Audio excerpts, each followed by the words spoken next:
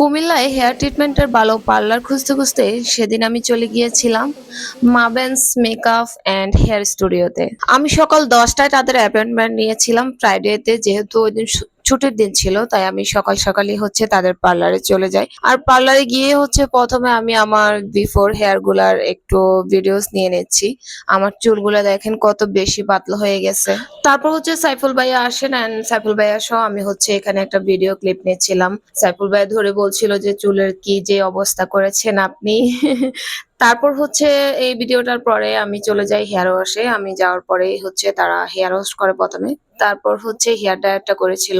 সাইফুল ভাইয়ের সাথে আমার প্রথম ভিডিও দেখে আপনারা অনেকেই ভেবেছিলেন যে এটা শুধুমাত্র ছেলেদের পার্লার কিনা, না এখানে মেয়েরাও সার্ভিস দিয়ে থাকেন। সাইফুল ভাইয়া ফাইনাল টাচ আপটা দিয়ে থাকেন। ধরুন এতক্ষণ ধরে এই আপুটা আমার হেয়ার ড্রায়ার করছিল, সাইফুল ভাই লাস্ট ফিনিশিংটা দিচ্ছিল, মানে হেয়ারটা ড্রাই হয়েছে কিনা ভালোভাবে। তারপর এক কাপ চা খেতে খেতে আমরা চলে যাই হেয়ারের মেডিসিন লাগানোতে।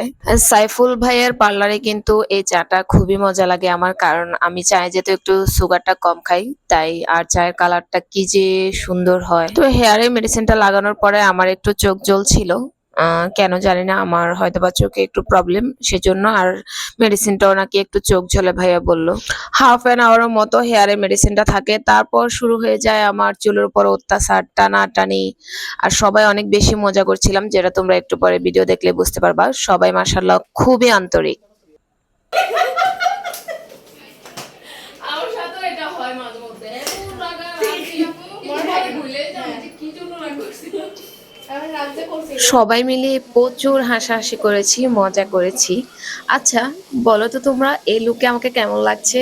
আমার তো চুলগুলা ধরে কি যে ভালো লাগছে জানো না, এত সফট এন্ড শাইনি হয়ে গেছে আমার চুলগুলা, মাশাআল্লাহ। এই ট্রিটমেন্টটা নেওয়ার পর থেকে আমার আজকে 2 দিন হেয়ার ফলও কমে গিয়েছে আলহামদুলিল্লাহ। হাই, আমি আসছি হেয়ার ট্রিটমেন্ট নিতে। এরা আমাকে কান ধরাচ্ছে কতক্ষণ কতক্ষণ, আমার চুলের উপর অত্যাচার করতেছে। কি দোষ করলাম আমি ট্রিটমেন্ট নিতে এসে বলে? এখন বলতেছে আপু কান ধরে রাখেন। দেখছেন কি শুরু করলো আমার সাথে, বলো?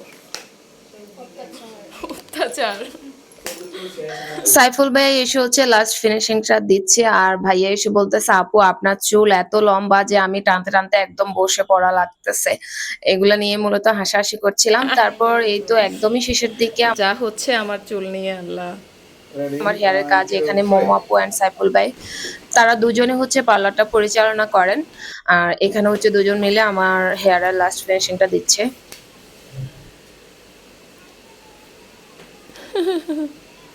আর কিছু থাকলে হইতো।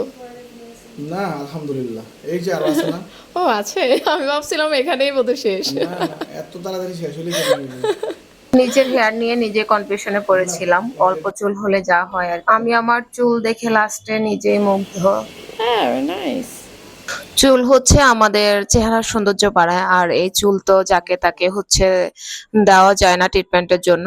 তো আমি অনেকদিন ধরেই খুঁজে খুঁজে ভাইয়ার পার্লারটাকে চুজ করে নেই, কারণ কুমিল্লাতে ভাইয়া হেয়ার জন্য খুব ভালো ট্রিটমেন্ট দিয়ে থাকে। আশা করছি আমার ভালোবাসার মানুষজন যারা আছেন তারা অবশ্যই ভাইয়ার পার্লারে যাবেন, ভালো সার্ভিস নেবেন, আমি এটাই আশা করব। তো দেখেন সাইফুল ভাইয়ের একটা পাখি আছে, এটাকে কত যত্ন করে। এর প্রতি কত ভালোবাসা দেখেন, নিজেরও মনে হয় এভাবে যত্ন করে না। হুম। এটাকে গোসল দিয়েছে, এখন টিস্যু দিয়ে ক্লিন করছে। কি হেয়ার ড্রাই করতেছি? হ্যাঁ, আমার কিন্তু সেই ভালো লাগছে দেখে।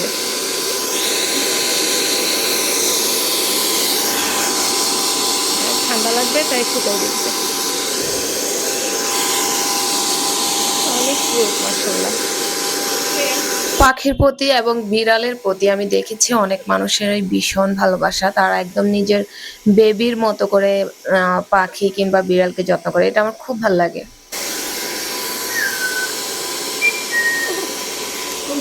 সাইফুল ভাইয়ের কান্না দেখেন।